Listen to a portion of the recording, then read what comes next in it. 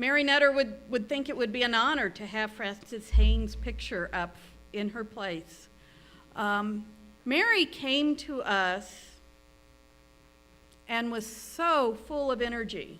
We know her mainly for always being in the kitchen, for her cooking, for her catering business. She would be meals from beginning to end, set up to clean up. She did a lot to encourage us to be out in the community, to serve others. And what struck me the most about Mary is she didn't know what the word no meant. She needed help, and she would say, not just, I need some volunteers, but she would say, Johnny or Leanne or Sarju, I need you to help me with this. She would get us up and get us moving for Christ's sake. She would send us out, whether it was a meal, whether it was something that needed to be done in the community. She would always energize us to get up and to move forward.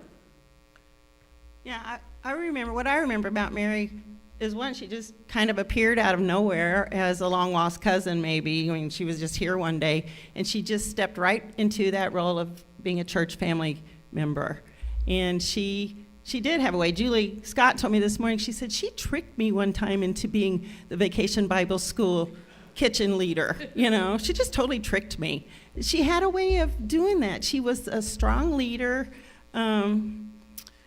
that, well, didn't really put the fear of God of you, but kind of put the fear of God in you. She'd sit right over there, and her voice would project, and she drew people in. She had that magnetic charisma about her. She was about fun, having fun.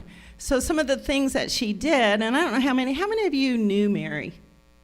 So a lot of you. And you remember that she was just the example of having fun. She had pie contests, and some of the pictures I sent, or a couple of them, was the pie contest that she had. And pie throwing. We stuck our faces in pies because of Mary. You know, I mean, we just did a lot of fun things. And we'd go swimming out at Tall Oaks. She planned for the youth. So the reason we have that annual chili cook-off and cinnamon roll contest is because of Mary. She started the first one. We've named it after her. And we always raised a lot of money. We had silent auctions. I think maybe the Mayberries brought her into the church because she would include them in that extended family. And to this day, we honor that legacy. Always in the kitchen. If she wanted something done, she got her done. And she wanted a dishwasher, so by golly, that's why we have a dishwasher today. So you can thank your hands for that. I think that's about it. But if you didn't know her, you would love her. She was the true example of love and generosity in opening up her home. When she became the board member, I remember all of the board members went out to her house on more than one occasion. She was just very hospitable, generous, and you would have loved her. So I know her legacy will continue to live on in the church. And how fitting to have a potluck today of all days, okay? Yes. Really worked out well. Thank you.